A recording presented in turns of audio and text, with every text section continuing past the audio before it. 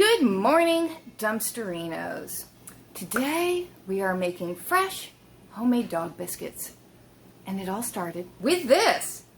This is peanut butter. This is organic, all natural, just ground up peanuts peanut butter. This is from a dumpster, because I don't buy organic, but it was organic, all natural, just peanuts. That's the kind of peanut butter I like. I don't like the sugary peanut butter. So, I had this jar of peanut butter, and I left it on the counter. I've done it more than once. This has happened to more than one jar of peanut butter, so some people do not learn. The German Shepherd got the jar of peanut butter, and now apparently I didn't have a lid on it, but she's also done it with ones that have the lids on. And after she crushes it, the lid, God knows where the lid goes, whoever finds the lid. But anyway, I had left the peanut butter on the counter, and I went somewhere, and she's no dummy. If there's peanut butter, she's gonna get it. And she did, and she chewed this, and she licked it, and I was like, the organic peanut butter. And then I thought, I'm not throwing that away. I'm not wasting that peanut butter. She is smart. You know, you lick it, you claim it, it's yours. Lick that piece of pizza, nobody else wants it. This is her peanut butter now. This is dog peanut butter. And that is why I decided, okay, I'll just use it to make dog biscuits. And this is a very forgiving recipe, by the way, because I don't measure. I just kind of throw stuff together. The goal is to get a workable dough so you can cut it into cute little dog biscuit shapes, even though the dogs really don't care about the shape that much. I mean, make little balls, make little squares, whatever. I like to make little dog biscuit shapes because my dogs are special and I already had the cookie cutter. But what's going on today? This has been, like, in terms of pet care, I mean, this is a pet hospital. I've opened up a pet rescue center, and not so much hospital as nursing home, because we have it's crazy. It's just crazy animal rescue stuff going on. But anyway, Liesel, our German Shepherd, our beautiful baby, only a year old and 3 months. Okay, so what happened to Liesel? Let me just tell you. You'll see her in a minute. Yesterday, she broke the big glass pane in the front door. The front door, it's crazy. But anyway, two big wooden doors, big heavy wooden doors, and then in front of them, kind of like your screen door. So two doors that swing open that have glass panel and glass panel, top and bottom. And she lets herself out. She'll paw at the door and it'll fly open and she'll run out. And I don't know how she broke it yesterday. I don't think she put her paw through the glass, because I don't think it would do. I don't think that's it. None of us witnessed it. I think she pawed it as always, and the door flew open, and it flew. Okay, and so then it would be stopped by the little like wall bench thing on the porch. I think there was something on that, and when it flew open, the glass hit that, and then it swung back, and all the glass went flying everywhere. But she was trying to go out, and she went out through the big hole now where the glass used to be, but there was still like a big, sharp, jagged thing of glass sticking up. Thank God she didn't cut her belly open and eviscerate herself, because she'd probably be dead right now. But she cut her paw. It's like she slit her wrist, like that part of her paw. She just like, oh my God, there was blood everywhere. Luckily, I'm excellent in an emergency. I won't say the family freaks out in emergencies, but I get like super calm, and this is what we need to do. So there's blood everywhere. That's fine. Who cares? We clean that up later. I wrapped her paw up in a towel. I'm holding it. And Frugal Daddy's calling the vet and saying, okay, we're coming in. We have this injury. We went to this basically 24-hour, 7-day-a-week animal emergency hospital. And she had a little operation. I mean, she cut the skin. She sliced a couple of tendons right in half, or ligaments, but I think tendons. She ground up some muscle tissue. I mean, it was just, what the vet explained totally grossed me out. I'm, not good with medical stuff. But anyway, so she had her little surgery in the afternoon. The surgeon was there, and she stitched up, and they repaired the tendons and everything. And she has been through a lot. And that's why she deserves fresh dog biscuits today. Yay! So, My oven's been on, preheated at 350, like for hours. Like I am sweating, my mustache is sweating, my face is sweating, everything is sweating. It's so freaking hot in here. So I can't wait to let's just do it and then turn the oven off and then we'll see the puppy. All right, so let's get baking. This easy, super easy, fresh, you control the ingredients, fabulous. Make it organic if you want. I don't think I am, except for the organic peanut butter. Dog biscuits. All right, first let's try to get all this peanut butter into the bowl, and I can't get any of it out with that. Okay. All right, first let's try to get all this peanut butter out and into a bowl. There are tons of recipes online for dog biscuits, so, you know, I'm not really measuring. I just know what ingredients I want to put in, and I know I'm basically trying to make a dough firm enough to roll out and be able to make the cookie shapes. Though, you know, honestly, you don't have to make the cookie shapes. You could just roll the dough into little balls.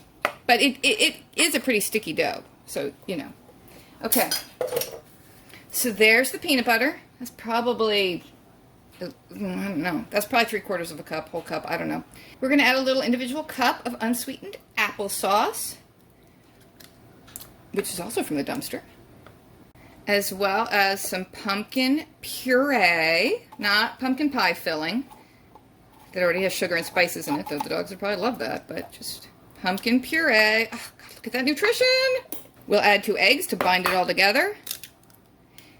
And for those of you who saw me make deviled eggs the other day and criticized my green yolks, I'm just going to say get over it. I have had a lot of trouble lately with boiling my eggs and not being able to peel them. I'm just really hard-boiled egg challenged right now. That's why when I made the deviled eggs, I did not give her any instruction on how to make hard-boiled eggs. You have to start with hard-boiled eggs that you know how to make. Splash. And, you know, just because they got green, it just means they, you know, they cooked a long time, but they peeled perfectly, and that's really all I care about. And I'm not a professional caterer, so, you know, I don't give a crap. And then for all the mustard advocates, instead of ketchup mixed in with the yolks, I do Miracle Whip and ketchup mixed in with my yolks and a splash of vinegar. And other people are like, oh, no, it's supposed to be mayonnaise and mustard. Well, I've never had it that way in my entire life, and I don't want it that way, even though I like mustard, because I think ketchup goes better with eggs than mustard does. So you guys can do your deviled eggs your way, and I'm going to continue to do them my way, because that's the way we like them. And that's how my mother taught me to do them, and she didn't teach me much, and my grandmother made them that way too. And I will say that every dinner party my mother had, and every cocktail party, which, yes, she had things like that when I was growing up, and I'm the one who got to pass the tray of hors d'oeuvres around, which was the freaking nightmare of my childhood. Now, there were other nightmares too, including being forced to go to football games that I hated. But anyway, I would make the deviled eggs for these parties, and people love them. And maybe they're just saying they love them because, you know, they want to be nice to the kid. But, I mean, I'm slopping this. Oh, my God, pay attention. I mean, people, you know, whatever. People liked them that way. People ate them. People aren't going to gag down deviled eggs they don't like and have extras and more. Maybe they're all used to the mustard kind, and then when they tasted the ketchup kind, they were like, holy shit, this is so much better. Like, life has been born anew for us. It's a renaissance for my taste buds. All right, that's, yeah, mush. All right, now let me clean up what I flicked all over the freaking floor. And I'm going to add a little fresh chicken broth. Make sure it's got a flavor and smell they're going to love. Mix it, and then basically we're just mixing flour in until it forms a workable dough. And I think this is actually baking mix I had in a bag in the bottom of the fridge. I think you can use white flour. It would be more nutritious probably to use whole wheat flour. I have other flours I would use because I just have all these little bits and bobs of weird leftover flours like millet and I think sorghum and buckwheat and, oh, just all sorts of different weird flours. Rice flour, I think I have some. Anyway, not that they're weird. I mean, rice flour is not weird, but just not your regular white flour that, you know, I would use in making, I don't know, chocolate chip cookies or something. So anyway, you just add the flour until you have a workable dough. And it gets pretty hard to work the flour in, to be honest, or maybe I'm just super weak.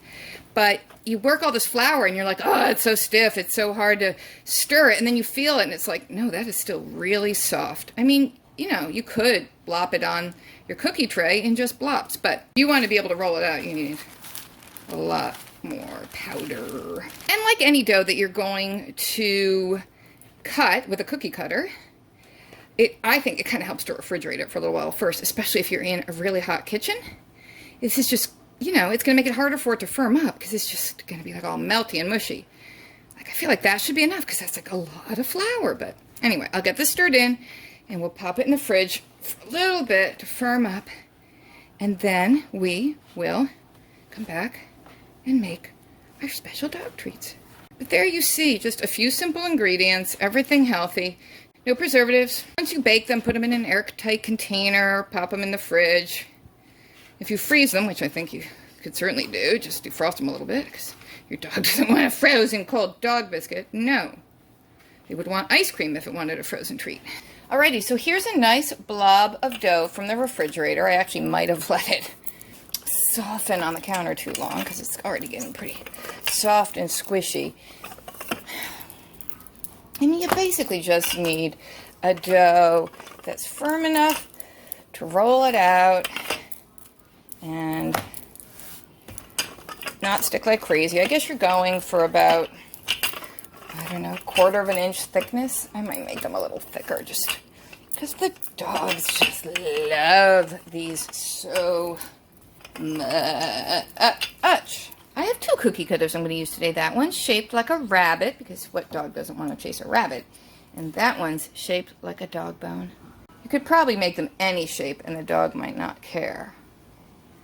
But for dogs who, you know, are picky about their dog biscuit shapes.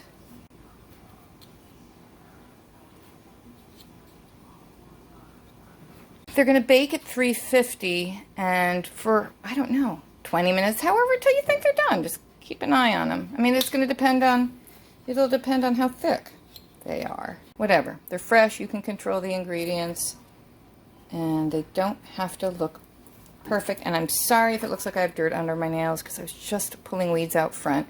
And I did wash my hands. But I think the dye from the black mulch, you know, it kind of gets stuck under my nails. There we go. They don't rise, so you can jam on as many as you can fit. So we're going to pop those in the oven, and, you know, I think baking time just depends on how thick they are, and if you want them really crunchy, if you want them still a little bit soft, and, you know. We're going to make homemade cat treats soon, too, for the cats, because they were not into the peanut butter. I tried to tempt them, and they were like, yeah, no, that's not what we thought it was. So we're going to make them cat treats with tuna. All right, it's been, oops. It's been a little over 20 minutes, and I think they look ready. They're nicely browned. I mean, very visually appealing for the dogs. Oops, I just dropped a niblet back into the, oh, God. All right, hold on. Let's let them cool, and then we're gonna go give our little patient a treat. All right, here we go, Neve and Liesel. Neve and Liesel. Neve's been babysitting Liesel because we don't leave her alone with her cone on her head. You want one Flash? You want another? Here, sorry. They're so yummy. Oh, yes, yes. Who's such a good girl? Yes. Yes, I know. We have to wear the cone for 2 weeks. And technically humans could eat these. Technically humans could eat these. Did you want to try one? Because technically I don't think you're going to like the flavor. I'd rather not, honestly. Yeah, I don't suggest it. Basically, they're just like, what are they like? Peanut butter cookies, peanut butter cookies with, like, chicken broth instead of sugar. Flash is back for more. Oh, Liesel wants more too. Who's going to want to eat regular food when you have a plate of treats? And the dough makes a lot.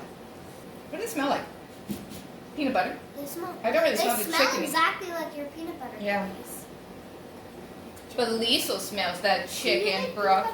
You want me to make human peanut butter cookies? You want another Flash? Liesel says, I need them broken up for me because I'm in my cone. Thanks for watching.